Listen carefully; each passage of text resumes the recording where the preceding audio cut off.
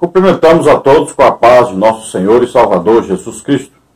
Estamos iniciando mais um programa EBD na TV.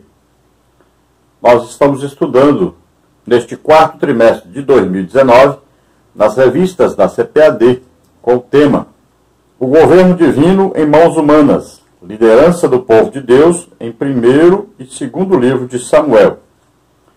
Nós temos como comentarista da CPAD o pastor Osiel Gomes, que é pastor-presidente ali em São Luís do Maranhão, no Tirirical. Eu sou o pastor Luiz Henrique e estamos já há 16 anos lançando os vídeos, colocando os vídeos aí no YouTube, para que você possa meditar na palavra de Deus juntamente conosco, aprendendo juntamente conosco. Se você deseja nos convidar para estarmos aí com você, entre em contato conosco. Nosso telefone é 99, o DDD, e o telefone 991520454. O telefone ainda é aquele telefone que eu usava em Imperatriz do Maranhão, que eu morava em Imperatriz do Maranhão. Agora eu moro em Americana, São Paulo, mas o telefone é o mesmo ainda. Nós ministramos tanto para professores de escola bíblica dominical, cursos, seminários, congressos de escola bíblica dominical, como também ministramos muito dentro da área de missões, dentro da área de escatologia, dentro da área de família, dentro da área de dons do Espírito Santo, dentro da área de evangelismo, dentro da área de missão no lar. Então são várias coisas que nós ministramos. Aqui, por exemplo, hoje eu estou gravando na cidade de Criciúma, Santa Catarina. Semana passada nós estivemos em Jacinto Machado, Santa Catarina, onde Jesus salvou ali 15 almas, curou mais de 50 pessoas. Agora estamos aqui esses 4 dias em Criciúma. Então Jesus salvou 13 almas, também curou mais de 50 pessoas. Então, nós ministramos muito também, teve várias libertações. Ministramos muitas libertações, curas, salvação de almas. Onde nós vamos, nós insistimos, oramos, pedimos ao Senhor, porque as almas são muito importantes e o mais importante, na verdade, é ganhar almas e também ministrar aos irmãos para que os irmãos sejam curados.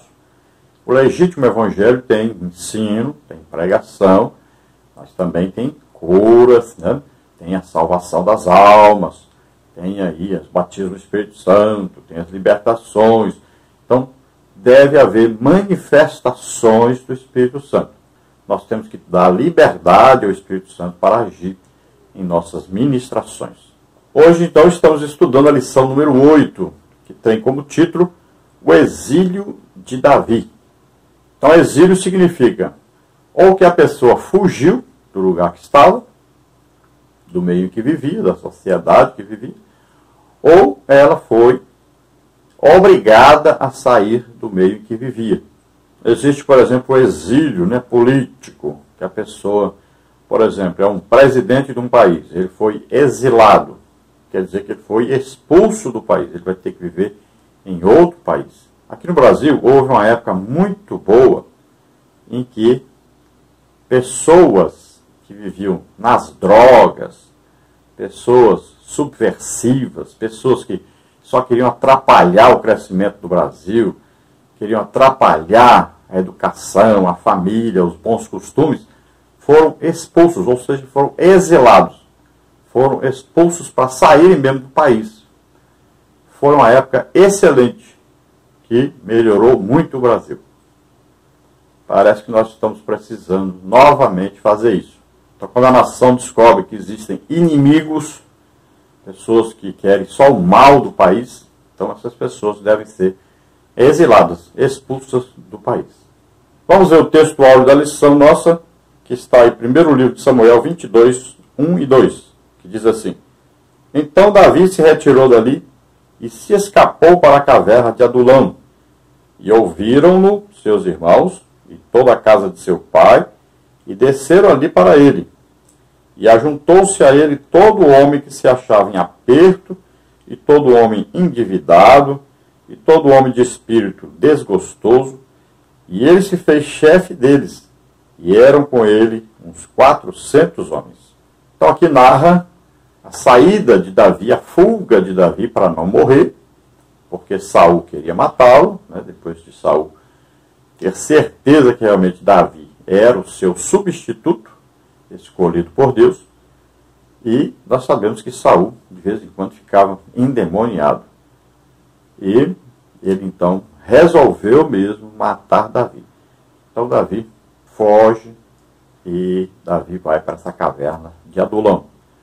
Ali, a sua família vai até ele, porque se ficassem onde estavam, era perigoso serem mortos, e junta-se a Davi todas as pessoas que estavam ali perto, que eram a favor do governo de Davi e eram pessoas que estavam vivendo uma situação muito difícil na sociedade em que estavam inseridos. Então eles procuram uma solução, né? Pessoas que estavam amarguradas, pessoas que estavam endividadas, né? Estavam pagando altos impostos, né, ao rei, pessoas que não aguentavam mais, né, o governo de Saul, eles não queriam que Saul governasse sobre eles, pessoas que eram também amarguradas, quer dizer, pessoas que estavam sofrendo, tinham problemas de seus filhos serem obrigados, por exemplo, a ir para as guerras, pessoas então que sofriam opressão, né? Então, essas pessoas todas que estavam vivendo, e vivendo de uma maneira que não gostariam de viver, e que achavam que Davi seria a solução para eles, então eles foram acompanhar Davi, e eram pessoas destemidas, elas não temiam a morte, estavam dispostas a lutar para que Davi reinasse. E nós vamos ver que depois eles são chamados valentes de Davi. Ali existem pessoas que são especialistas, né, em algumas artes de guerra. Depois nós temos aí a verdade prática, que diz: dos muitos conflitos que vivenciamos, aprendemos lições preciosas para a nossa vida espiritual e formação de nosso caráter segundo o modelo Cristo. Na verdade, todos nós decidimos também por um exílio, ou seja, nós vivíamos na sociedade de maneira que nós pertencíamos ao reino de Satanás. Veja bem que ao aceitarmos a Jesus como Senhor e Salvador, todos nós tivemos que sair do reino de Satanás para o reino de Cristo. Olha aí, do reino das trevas para o reino da luz. Todos nós. Nós passamos a pertencer a um povo que é um povo que? Perseguido. Veja bem. É um tipo de exílio, na verdade, que nós vivemos. Nós vivemos em sociedade, mas nós não pertencemos mais a este mundo. Veja bem, interessante meditarmos nisso, né? Então nós vivemos num tipo de exílio. Nós estamos no mundo, mas não somos do mundo. Nós somos cidadãos do céu. Olha só. O mundo jaz no maligno. Mas nós somos a igreja de Cristo. Então nós vivemos separados para Deus. Embora vivamos no meio das pessoas, nós pertencemos a outro reino. Nós temos uma embaixada, né? Embaixada de Cristo. Estamos protegidos por Deus, debaixo das mãos do Senhor, pertencemos ao reino de Deus. E veja bem que coisa interessante. Quem é que se juntou a nós? Olha aí. Eis o que? Eis prostitutas, ladrões, assassinos, né? Aí beberrões, drogados. Olha aí. A turma que se juntou a Davi também era uma turma, sim, barra pesada. Não quer dizer que eles continuaram devendo, né? Amargurados, nem nada disso. Eles mudaram de atitude e agora tinham Davi perto deles, e Davi é quem comandava-os. Assim também nós, olha, nós saímos do reino das trevas, passando para o reino da luz, saímos do reino de Satanás, passamos para o reino de Cristo. Agora nós vamos imitar a Cristo, assim como aqueles homens passaram a imitar Davi. Nós vamos imitar a Jesus, o nosso líder. um general, né? Davi não era um general de guerra. Jesus é o general de guerra, nunca perdeu batalha, né? É aí o general dos generais. Então, assim como aqueles homens foram lutar por Davi, e foram defender Davi, apoiar Davi no seu reino, assim também nós estamos aqui para apoiar Jesus, estamos aqui para imitar Jesus, para lutar as lutas de Jesus. É uma luta espiritual. E o nosso general é Jesus Cristo. Vamos então à leitura bíblica em classe, que está em 1º livro de Samuel 22, de 1 a 5. Então Davi se retirou dali e se escapou para a caverna de Adulão, e ouviram-no seus irmãos e toda a casa de seu pai, e desceram ali para ele. E ajuntou-se a ele todo homem que se achava em aperto, e todo homem endividado, e todo homem de espírito desgostoso, e ele se fez chefe deles, e eram com ele uns 400 homens. E foi-se Davi dali a Mispa dos Moabitas, e disse ao rei dos Moabitas: Deixa estar meu pai e minha mãe convosco, até que saiba o que Deus há de fazer de mim. E trouxe-os perante o rei dos Moabitas, e ficaram com ele todos os dias que Davi esteve no lugar forte. Porém o profeta Gade disse a Davi: Não fiques naquele lugar forte, vai e entra na terra de Judá. Então Davi foi e veio para o bosque de Herete. Então vemos aqui que Davi está preocupado com a sua família, que o normal era, quando alguém era perseguido pelo rei, que o rei queria matar, então a família dessa pessoa também era morta. Então Davi pega a sua família e leva para os moabitas cuidarem da sua família. Veja só, apesar de serem inimigos, mas a única solução que Davi tinha era esta. Ele não poderia colocar em lugar nenhum de Israel, porque em qualquer lugar que ele colocasse, além da sua família passar a correr risco, quem guardasse a sua família também estaria correndo risco de morrer. Então eles colocam a sua família fora do território de Israel. E veja, por que ele poderia colocá-los ali? É simples, que Davi era um descendente de Moabita. Né? Olha aí, a Ruth era Moabita. E o Jessé é descendente de Obed, né? Que é descendente de Boaz. Então você vê aí, eu estou colocando para você aí, né, a genealogia aí, você vai ver que Davi é descendente de Ruth, a Moabita. Então vemos que Davi estava na caverna de Adulão e ele procurou ajuda de todo jeito, né? Ele achou que casando-se com a filha do rei estaria tudo bem, porque ele fez uma aliança com Jonatas, filho do rei Saul. Mas, ao contrário disso, né? Saul quis matá-lo e depois ainda Davi morando, casando-se com a sua filha Mical, mesmo assim, né? Nós vemos que o rei Saul quer que Davi traga para ele 100 prepúcios, né, para casar com a filha, apesar de já ter sido prometido a ele a filha de Saul quando ele venceu o gigante Golias. Mas Saul dá a sua filha, que era prometida a Davi, para outro.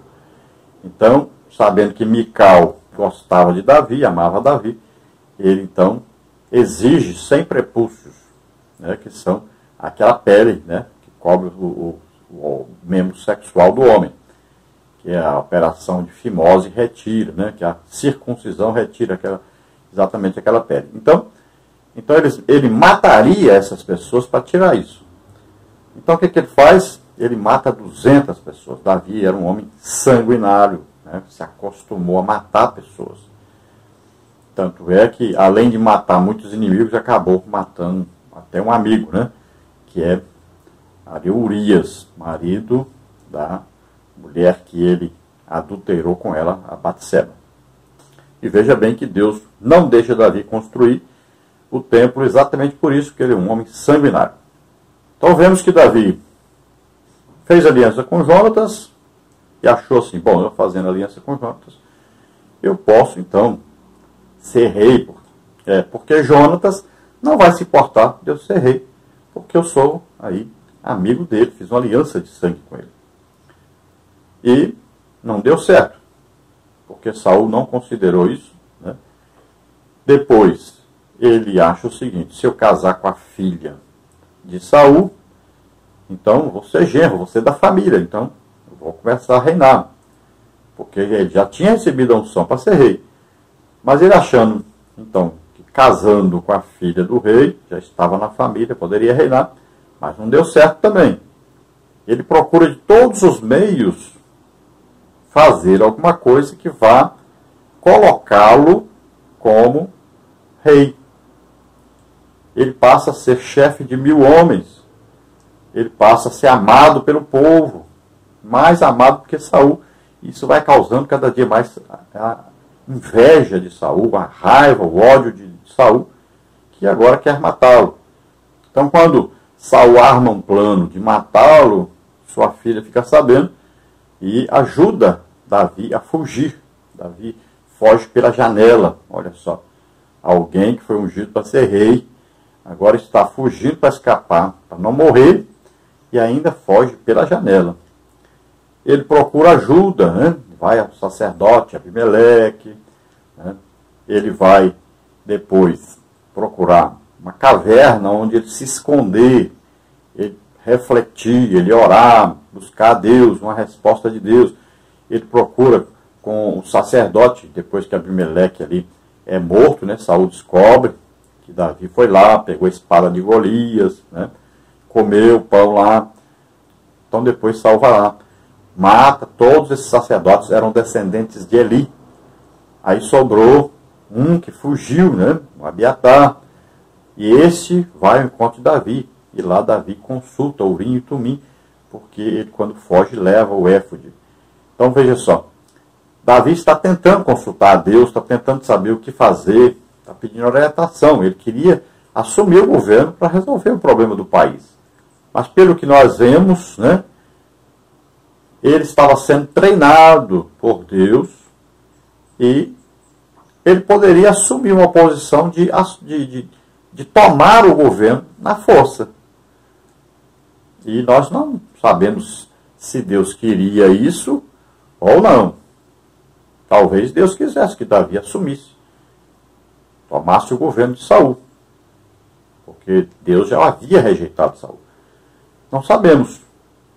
Sabemos que Davi esperou pacientemente até Saul morrer para ele poder assumir.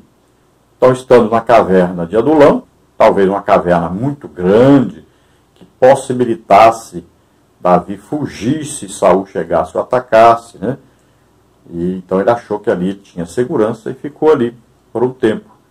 E até ele então foi sua família e 400 homens dispostos a ajudá-lo em tudo, protegê-lo, lutar por ele. Davi era uma estrela, né? Uma estrela brilhante, que poderia resolver o problema da nação, tanto internamente quanto externamente. Ele poderia trazer a solução que o povo precisava. Mas nós sabemos que toda luz brilhante é perseguida, né? Temos aí até a história de um leão, né, que estava aí perseguindo o vagalume, porque queria matar o vagalume. E um dia o vagalume para e fala: ô, seu leão, eu nem faço parte da sua cadeia alimentar. Por que o senhor quer me matar assim? Porque todo tempo me perseguindo, querendo me matar. E o leão diz: é por causa dessa luz que você tem. Eu odeio essa luz.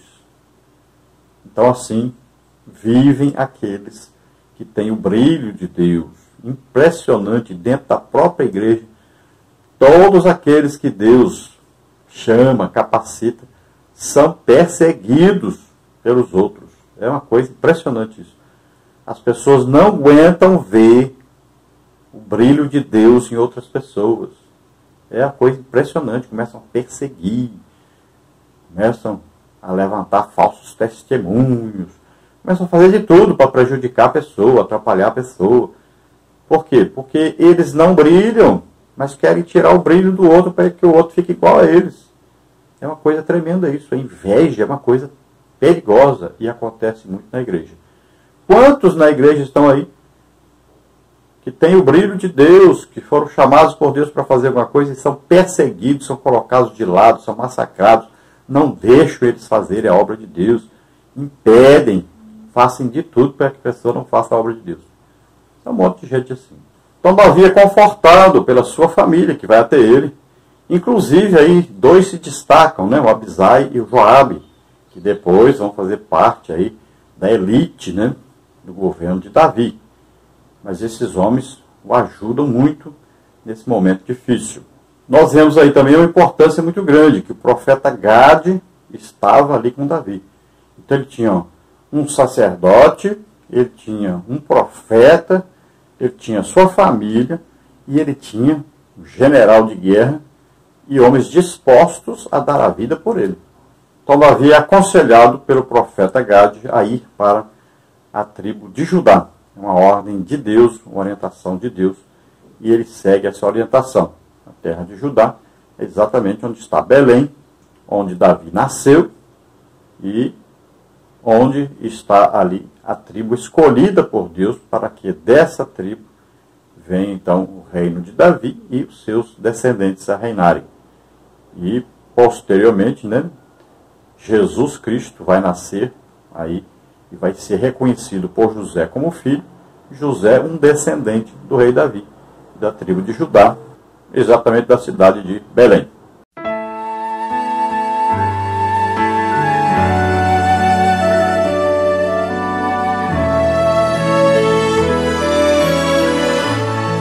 A introdução da lição diz o seguinte: nem sempre as vivências marcadas por situações traumáticas podem ser vistas como negativas.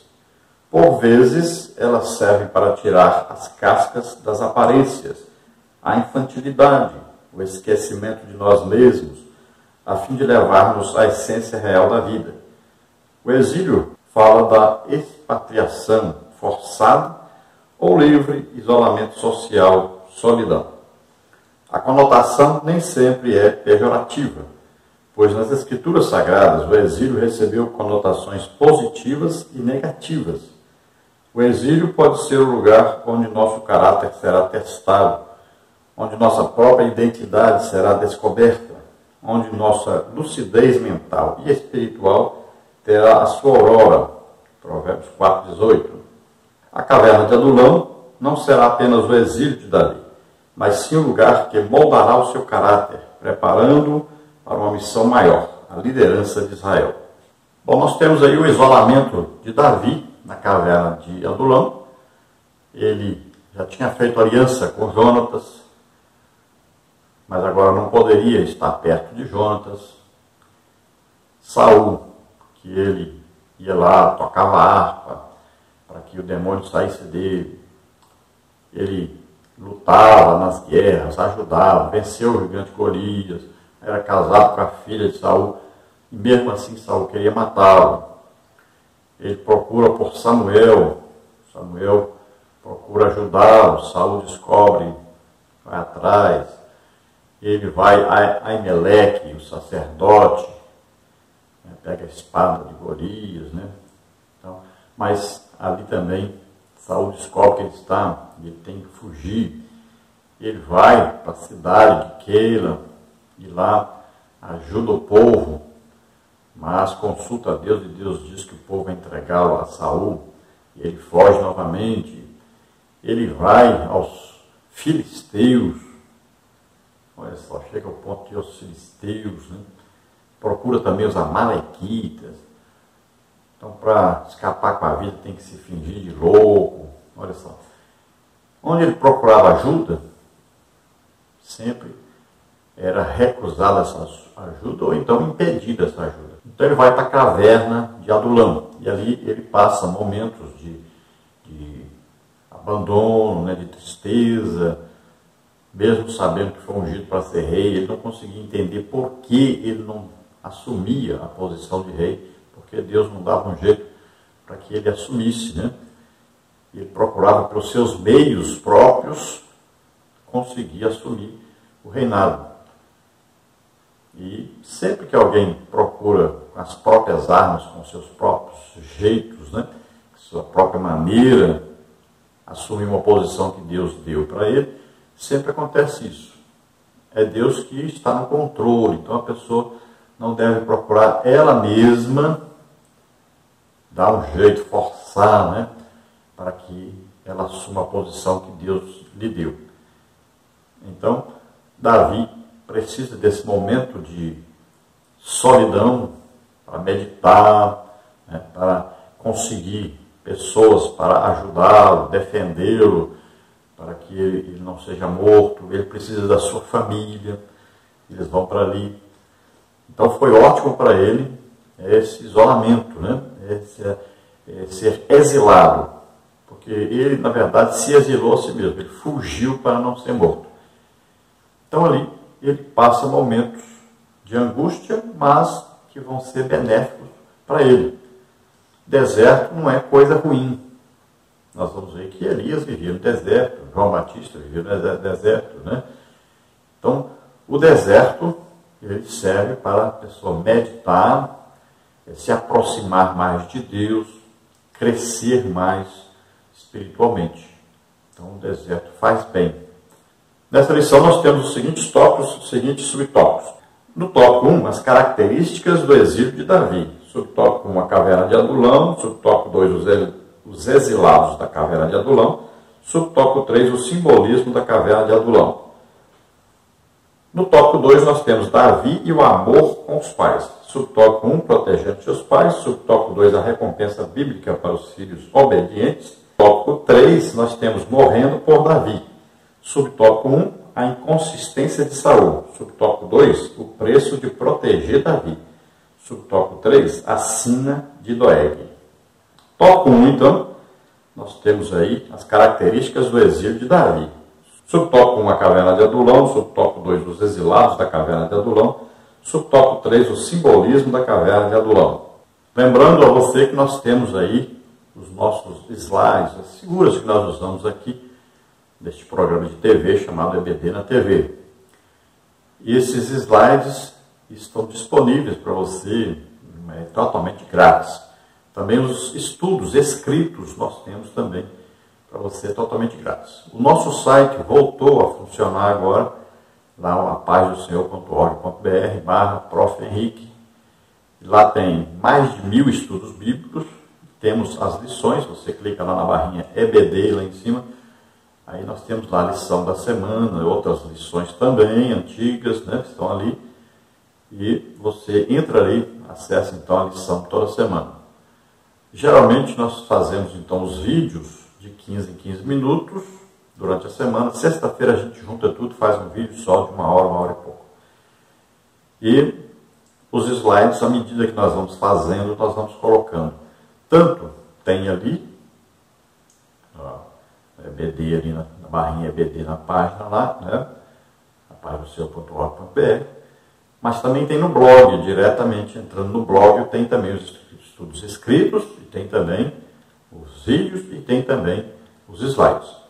Além disso, quem está aí nas nossas listas, né, de envios, que nós enviamos tudo isso que nós vamos comentando durante a semana pelo WhatsApp, lá nós enviamos o PowerPoint toda semana e também o PDF da lição toda semana. Vamos ver então no tópico 1 as características do exílio de Davi. Vamos ver o subtópico 1, a caverna de Adulão. Lugares, pessoas, situações, tudo serve para o nosso crescimento social e espiritual. Davi deixa o território e vai para uma região que conhecia muito bem, a caverna de Adulão. O nome Adulão quer dizer refúgio. Era assim denominado por causa de uma cidade em suas proximidades, situada na Cefelá, a planície de Judá. Distante de Jerusalém, aproximadamente 26 quilômetros ao sudoeste e 20 quilômetros ao sudeste de Gate. No período dos patriarcas, tinha sido uma cidade cananeia, Gênesis 38:1. E na época das batalhas de Josué, quando da ocupação da terra, ela foi capturada, Josué 12:15. Houve fatos importantes na caverna de Adulão. Ali, ela foi fortificada por Roboão. Depois do cativeiro, foi recuperada pelos filhos de Judá, e sua existência foi comprovada nos dias do profeta Miqueias, Miqueias 1:15. Hoje, ela é chamada de Aielmá. Então, vemos que Davi julga um lugar apropriado para ele se esconder de Saul, a caverna de Adulão, e onde pode receber os seus familiares e se juntam a ele 400 homens, daí há algum tempo já são 600, né? São chamados os valentes de Davi. Então foi importante para ele ali, ele meditar, buscar comunhão com Deus, também ser consolado, né, pela sua família. E foi importantíssimo então que ele se sentisse seguro naquele momento que ele vivia correndo, né, fugindo de Saul o tempo todo. Então naquela caverna ele se sentiu seguro. O nome aí significa então refúgio, era o que exatamente Davi precisava. Então essa caverna é bem conhecida e nós vemos na história, né, de Israel, na Bíblia aí, você pode acompanhar em diversos lugares citando essa caverna de Adulão e realmente foi comprovado que realmente essa caverna existiu.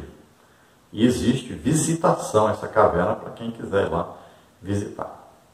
Então Adulão era um lugar e lá tinha o rei de Adulão, né? Durante a história da Bíblia você vai ver que houve visitação a essa cidade, que havia um rei de Adulão. Então aqui não está citando caverna de Adulão, não é a caverna de alguém, é a caverna de uma cidade. Subtópico 2, os exilados da caverna de Adulão. Muitos se dirigiram para ali a fim de fazer companhia a Davi. Primeiramente seus irmãos e toda a casa de seu pai, posto que estavam ameaçados pelo rei Saul devido à ligação com Davi. Outros que foram à procura de Davi na caverna eram os homens que se encontravam em dificuldades. Como Davi conseguiu firmar sua liderança nessas condições? Na verdade, não foi apenas uma ação sua. Todos os que se juntaram a ele estavam ansiosos por uma existência mais favorável. Davi treinou esse grupo, aparentemente sem sucesso, obteve êxito, pois todos ali buscavam uma vida melhor, tinham os mesmos ideais e, sendo assim, mantiveram-se fiéis a Davi, fazendo de tudo pelo seu líder. Está aí, segundo o livro de Samuel, capítulo 23, de 8 a 39. Os cristãos, como soldados reunidos por Cristo, devem lutar com os mesmos objetivos, não tendo cada um a sua própria prioridade, mas a de Cristo, como está em Filipenses 2, 4 e 21. Se esse for o Espírito, Deus fará o sucesso e o crescimento da obra.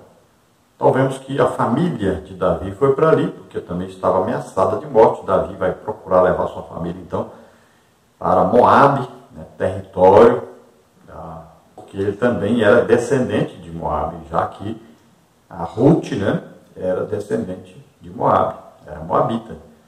E a família de Davi era descendente de Ruth. Então ele procurou ali seus ancestrais que poderiam proteger a sua família ali. Esses 400 homens vão até ele. Parece, né, que Deus é quem inspirou esses homens a procurarem Davi. Eram homens que estavam em dificuldades, muitos endividados, angustiados. Então, pessoas que queriam melhorar a vida, né, que estavam vivendo. E, ao encontrarem Davi, um líder, e eles desejaram que Davi assumisse o governo para que eles também mudassem de vida. Então, homens que estavam dispostos a arriscar a vida para proteger Davi, para lutar as guerras de Davi. Nós falamos já que, para nós, né, Davi aqui, ele sempre é um tipo de Cristo. E esses 400 homens angustiados, endividados, com problemas, eles representam a igreja. Então Jesus, né, e a igreja tem todo tipo de pessoa, né? São ex aí, assassinos, ladrões, prostitutas, ex, tudo de ruim. Então Jesus atraiu essas pessoas a ele pelo amor de Deus. Atraiu essas pessoas e quem vai até Jesus está à procura de salvação, de libertação, de cura, né? Está à procura de uma vida diferente, uma vida nova, é um nascer de novo. Então, toda a igreja é um exército de Cristo na terra, que está lutando as lutas do Senhor, lutando contra o pecado, contra Satanás, seus demônios, né? É uma luta, é uma guerra. E Jesus diz, não são do mundo como eu do mundo não sou. Estão no mundo, mas não são do mundo. Então nós somos aí um povo chamado por Deus para vivermos o reino de Deus. Aqui esses homens buscavam o reino de Davi. Nós buscamos o reino de Deus. Aqui buscavam como líder o rei Davi. E nós buscamos como líder o rei Jesus. Subtópico 3, o simbolismo da caverna de Adulão. Foi ali que os dons de Davi como líder foram postos em prática. Ele treinou e preparou 400 homens para lidar no dia a dia e não demorou para que esse número subisse a 600. Isto quer dizer que todos quantos vinham ter com ele não eram rejeitados. Davi é o modelo de líder que recebe homens angustiados pela vida para torná-los capazes para o serviço. A grande lição de Davi para esses homens é que os que desejassem reinar com ele deveriam aprender a sofrer com ele, visando sempre o reino de Deus. No simbolismo espiritual, podemos comparar Davi a Cristo. Nosso Senhor se dirigiu aos miseráveis, aos cansados, aos oprimidos, aos amargurados, aos publicanos e aos pecadores, e todos foram transformados pelo seu poder e passaram a fazer parte do seu reino. Mateus 11, 28 e 29, Lucas 15, 1, Mateus 22, 9 e 10. Assim, quem deseja reinar com Cristo precisa também sofrer com ele, 2 Timóteo 2, 12. Então podemos chamar aí a caverna de Adulão, né? Refúgio. Podemos aí ver o simbolismo espiritual como a igreja. Então, Jesus Cristo, ele vai chamar esse povo, né, todo tipo de gente, reúne na igreja. A igreja é o corpo de Cristo na terra. Nós todos somos membros desse corpo e ele vai treinar a cada um de nós para lutarmos pelo seu reino, para trazermos pessoas, tirarmos pessoas do reino Satanás, do reino das trevas, e trazer para o reino da luz, o reino de Deus, né? Jesus falou sobre isto com os ensinadores, né, judeus. Ele falou: como vocês dizem que guardam a lei, se vocês dizem para o povo que o dinheiro que é dedicado para ajudar os pais, vocês devem usar esse dinheiro para dar o dinheiro no templo. Ou seja, dar o dinheiro para vocês. Se a Bíblia diz que nós devemos amar os nossos pais, honrar os nossos pais, então vocês estão quebrando um mandamento superior ao de dar oferta, ao de dar dízimo. Então não deixe seu pai e sua mãe passarem fome. Eles não podem passar fome. Você precisa honrá-los, precisa ajudá-los. Vamos ao tópico 3, morrendo por Davi. Subtópico 1, a inconsistência de Saul. Subtópico 2, o preço de proteger Davi. Subtópico 3, a sina de Doeg. Subtópico 1, então, a inconsistência de Saul. Saul não teve nenhuma caverna para forjar sua vida, não lidou com situações conflitantes, tinha apenas aparência de líder, mas não era um homem segundo o coração de Deus. Os homens que estavam com Saul, ainda que não vivessem as mesmas condições dos que estavam com Davi, não se sentiam tranquilos, pois ele suspeitava da lealdade de todos, inclusive a de seu filho. Saul orgulhava-se de ter dado honras à tribo de Benjamim, presentes e posições na liderança. Algo que Davi, filho de Jessé, jamais faria. Saul não sabia que lealdade não se compra com presente, dinheiro, mas nasce naturalmente pela sinceridade, verdade e caráter de um líder genuíno.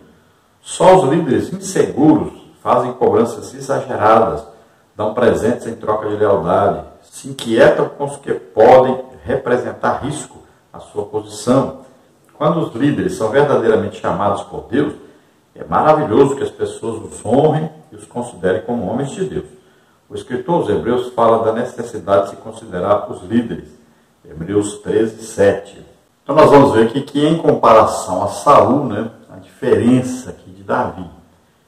E nós vemos que Saul não teve esses momentos assim para meditar, para ficar na presença de Deus, adorando a Deus, buscando sempre a direção de Deus. Saul era muito independente, não buscava a direção de Deus. Também era um homem que buscava ter perto de si pessoas que ele comprava com presentes, né, com posições. Então, essas pessoas não eram fiéis, na verdade. Veja bem que, quando ele, por exemplo, manda matar os sacerdotes, né, os seus funcionários não querem fazer isso. Se levantam contra ele. Quando ele quer matar Jonatas, por exemplo, né, devido àquele jejum lá, que ele inventou de fazer um jejum durante a guerra, e Jonatas havia comido, porque não sabia do propósito, que tinham feito um voto. e ele diz que vai matar o seu filho, o povo se volta contra ele. Então, várias vezes nós vamos ver que ele não tinha em torno de si pessoas fiéis a ele. Não eram verdadeiros amigos. Já Davi, nós vamos ver que os homens arriscavam a vida por ele. Só dele falar assim, eu queria tomar um pouco de água lá de Belém, do poço de Belém, os homens mataram várias pessoas para poder dar água para ele. Eram homens que faziam qualquer coisa por ele, amavam realmente Davi. E Davi amava tanto a Deus que ele pegou essa água e derramou, não bebeu, ofereceu a Deus. Olha só, era um homem que adorava a Deus realmente. Então, todo o tempo ele estava buscando a direção de Deus. Já Saul, ele agia por conta própria, do jeito que ele achava que tinha que fazer, ele não consultava a Deus. Consultou até uma feiticeira, foi a ponto de não consultar a Deus e consultar uma feiticeira. Então nós devemos, como líderes, treinar os liderados e trabalharmos de maneira que nós os levemos a serem homens de Deus, mas nunca tentar comprá-los com posição na igreja, né? Com presentes, nada disso. Eles servem a Deus. É isso que nós temos que ensinar para os nossos liderados e nós também temos que praticar. Nós amamos a Deus. Olha o que os apóstolos disseram. Mais importa obedecer a Deus do que aos homens. Então seja fiel realmente a Deus. Aí aqueles homens que foram de Deus também vão considerar você. Se eles não forem de Deus, eles não considerarão você. Subtópico 2, o preço de proteger Davi. Saul convocou Aimeleque e seus sacerdotes para que se apresentassem em Gibeá. Não houve da parte de Aimeleque reação nervosa. Ele se declara limpo, pois tinha consciência de que apenas ajudara Davi por tê-lo em grande consideração e por saber que era um soldado da confiança de Saul, aliás, da família real, genro do rei. Apesar dessa declaração sincera, Saul considerou-a um ato de traição, pois Aimeleque havia ajudado Davi, não informando ao rei os seus movimentos. Assim, ele e seus companheiros deveriam morrer. Houve uma recusa dos soldados em atacar os sacerdotes, os ungidos de Deus. Foi alguém de fora, um edomita chamado Doeg, que cometeu esse crime brutal. Observe o disparate de Saul. Deus ordenou que ele matasse os amalequitas e não fez. Mas agora extermina prontamente a família de sacerdotes sem piedade alguma. Apenas um filho de Aimeleque, Abiatar, sobreviveu, salvou o éfode santo e foi ter com Davi, como está em 1 Samuel 23:6. A amizade entre Davi e Abiatar foi duradoura ao longo de todo o seu reinado, 1 de Reis 2, 26 e 27, pois a família de Abiatar morreu para proteger Davi. Então, como Davi procurou Aimeleque, comeu o pão ali, pegou a espada de Golias, e Aimeleque ajudou Davi pensando que Davi estava trabalhando para o rei Saul. Não foi porque Aimeleque queria se revoltar contra Saul. Mas Saul chama, então convoca Aimeleque, os sacerdotes, e Aimeleque então se defende dizendo, eu não sabia que Davi estava fugindo de você. Eu o ajudei pensando que estava ajudando você, já que ele, que é genro do rei, soldado, valente, conhecido. Mas Saul está desesperado, ele quer matar Davi de qualquer maneira, e ele então ordena a morte de todos aqueles sacerdotes, Aimeleque e os outros. Na verdade, Saul estava cumprindo a palavra dada por Deus a Samuel, que a família de Eli morreria. Aqueles eram descendentes de Eli. Então Saul, na verdade, executa uma coisa que estava programada, sem saber, mas devido ao quê? À sua ignorância, devido à sua fúria. Ele não matou lá o rei dos amalequitas, deixou muitos amalequitas vivos, mas agora quer matar sacerdotes. Imagina como é que esse homem estava perdido. Não sabia mais discernir o que era certo e o que era errado. Então ele ordena a morte. Os soldados seus recusam-se a matar aqueles sacerdotes. E aqui aparece então uma amonita, descendente de Amon, o Doeg, e ele executa então essa ordem de Saul. Esse mesmo Doeg que dedurou Davi. Ele estava lá quando Davi esteve lá pegando a espada, comendo, e ele foi e contou para Saul. Então, no meio dessa confusão toda, Abiatar escapa. Ele é filho de Aimeleque e escapa e vai até Davi, e ele leva a estola sacerdotal onde tinha as pedras, né, Urim e Tumim. Então ele vai ficar com Davi, vai ser companheiro, amigo de Davi, vai dar sua vida por Davi. E a sua família dá a vida por Davi. E a sua família dá a vida por Davi. Subtópico 3, então, a sina de Doeg. Alguns estudiosos acreditam que o Salmo 52 foi pronunciado por Davi predizendo o destino de Doeg. Davi inicia o Salmo mostrando que o ímpio ama a malícia e despreza a bondade de Deus. O caráter do ímpio é descrito pelo salmista assim: sua língua intenta o mal, Provérbios 10, 31, traça enganos, Jó 15, 35, despreza o bem e ama o mal, Jeremias 9, 4, 5, não é reto no seu falar. Tudo indica que o destinatário do salmista Davi é uma pessoa prepotente, arrogante. Sua língua era usada como arma para revelar o que estava dentro do seu coração perverso. Por vezes, o ímpio se mostra perante as pessoas deste modo, com espírito de grandeza, soberba, busca sempre ser reconhecido e se apresenta como poderoso, suas obras são perversas. O salmista deixa claro que Deus punirá esse ímpio arrogante. Note que isso será feito de modo poderoso, pode ser visto pela presença dos seguintes verbos bíblicos: destruir, arrancar, arrebatar, desarraigar. O ímpio pecador será varrido da face da terra. Então, alguns acreditam que Davi escreveu esse Salmo 52 falando de Doeg, né? Falando da sua língua perversa, né? Que dedurou Davi quando ele esteve então lá com o sacerdote Aimeleque, foi contar para Saul e depois matando os sacerdotes, provando-se uma pessoa realmente muito má. E o seu fim, Davi então prediz que é um fim horrível aquele que se comporta dessa maneira. Então Davi diz que tem palavras devoradoras, uma língua fraudulenta. E Davi então prediz que a ruína dele e da sua família será grande.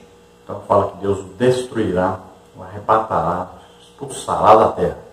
Então o cristão deve procurar nunca estar assim nessa posição de ficar difamando, né? Falando mal, falando contra, atrapalhando a obra de Deus, porque Deus não tolera isso. E está escrito na palavra de Deus exatamente isso. Vamos então à conclusão da lição, que diz assim: Deus usa instrumentos falhos para fazer a sua obra nessa terra, como diz Paulo em 1 Coríntios 1, 28. E Deus escolheu as coisas vis deste mundo e as desprezíveis e as que não são para aniquilar as que são. Antes, porém, esses instrumentos devem ser trabalhados, forjados pelo auxílio do Espírito Santo, a fim de que sejam vasos de honra no trabalho do Senhor. Então Deus chama a todos e Deus vai trabalhar nessas vidas para que eles possam ser usados. Malaquias tem uma coisa interessante escrita ali, né, que ele diz que, assim como aquele purificador, né, aquele ourives pega a prata ali e ele vai colocando fogo ali, ele vai queimando aquela prata ali, ele vai com um maçarico ali, com fogo, né? Então vai. Se você perguntar para ele, como você sabe a hora que está pronto, que está bom? Porque se botar fogo demais, acaba estragando. Se botar fogo de menos, não purifica e não fica bom. Como é que você sabe que está pronto? Então ele vai dizer: não, quando eu enxergar o meu rosto lá, é porque está pronto. Então ele diz: olha, quando eu olhar e eu enxergar o meu rosto lá, está pronto. Quando virar um espelho, vai refletir a minha imagem lá. Assim também é Deus. Ele pega a gente e vai arrumando, né? Vai tratando com a gente, vai arrumando. Muitas vezes nós temos que sofrer, passar aperto, necessidade. Mas Deus está trabalhando. E Ele vai moldando, vai arrumando.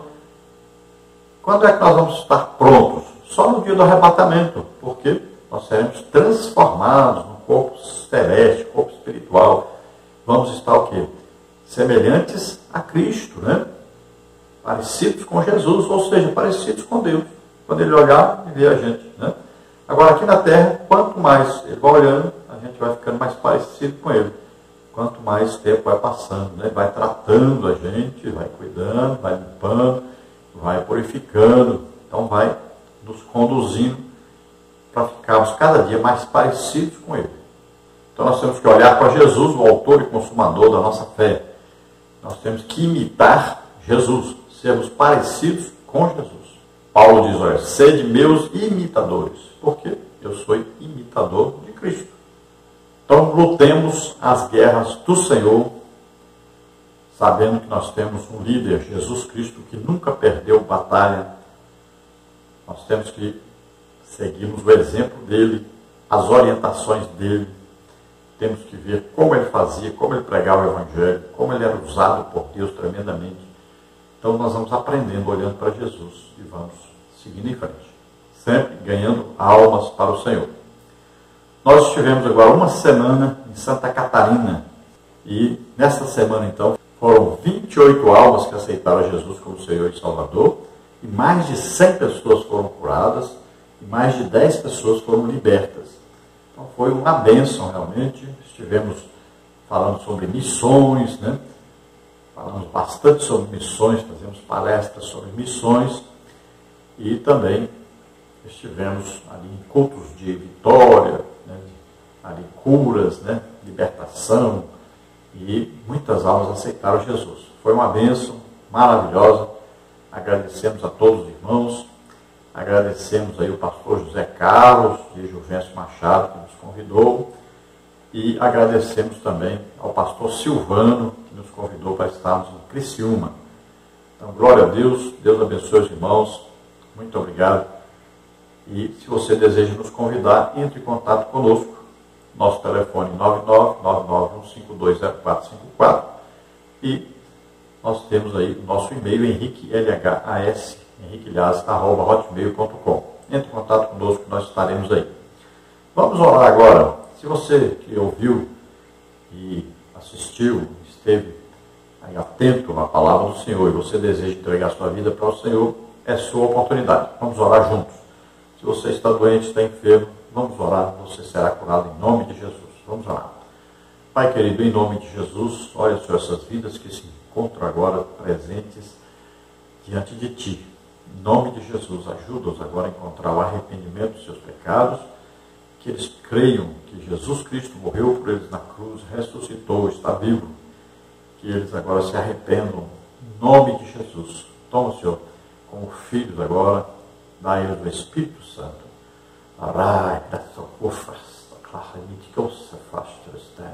Que a graça de Deus alcance agora o seu coração. Em nome de Jesus, você que está doente, está enfermo, agora, em nome de Jesus, o ministro sobre ti a cura. Em nome de Jesus, solta toda enfermidade, toda doença, solta essas vidas. Toca, Senhor, deles e cura agora, em nome de Jesus. Glória a Deus. Amém. Aleluia. Avisando que nós já estamos em Americana. E este fim de semana agora nós estaremos em Guarulhos, São Paulo.